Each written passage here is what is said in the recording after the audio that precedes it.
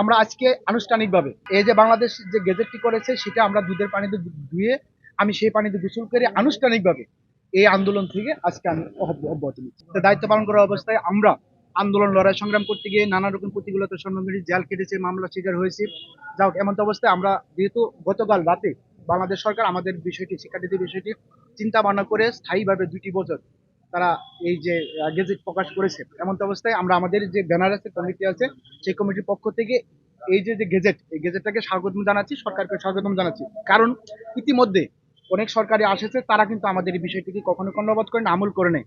যেহেতু এই সরকার আবার 2টি বছর বাড়াইছে, তাদের কাছে আমরা কৃতজ্ঞ থাকবো। সেই সাথে আশা করবো, আপনাদের মাধ্যমে প্রত্যাশা করবো, অন্তত 35 প্রত্যাশীদের জন্য 2টি বছর যদি গ্রেস দিয়ে বা অস্থায়ীভাবে 2টি বছর তারা যদি ব্যাকডেটও দেয় বা 2 বছর বাজারে দেয়, 35 প্রত্যাশীদের জন্য আমার মনে হয় সকলে আবেদন করার সুযোগ পাবে।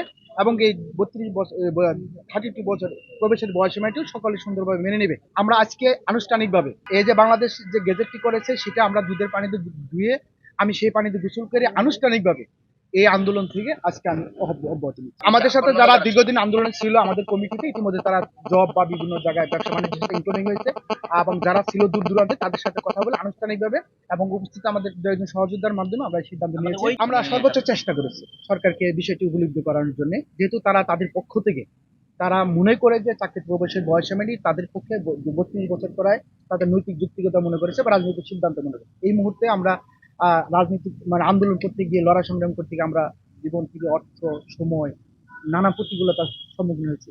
তেমন অবস্থা আমরা মনে করি বর্তমান যেহেতু একটা মানে অনির্বাচিত সরকার, তাদের পক্ষ থেকে যা দিয়েছে এটা আমরা আনুষ্ঠানিকভাবে মেনে নিলাম। পাশাপাশি সামনে যে নির্বাচিত সরকার আসবে, তারা ইতিমধ্যে তারা কিন্তু লিখিত সুপারিশ দিয়েছে, যেমন বিএনপি, জামাত, তারপরে গণ অধিকার, তারা 35 কিছু করেছে এবং ইতিমধ্যে তাদের সাথে যোগাযোগ করেছি। তারা বলেছে আমরা যদি নির্বাচিত হয়ে আসতে পারি, বিষয়টা আমরা বিবেচনা করে নিয়ে একটা আন্তর্জাতিক স্ট্যান্ডার্ড অনুসারে তারা বয়স বৃদ্ধি করবে। এবং আপনার আমাদের এও বলে যে আমরা একটা সমন্বয়কদের সাথে কথা বলেছি, তারা বলেছে যে 32টা আপাতত মেনে নাও।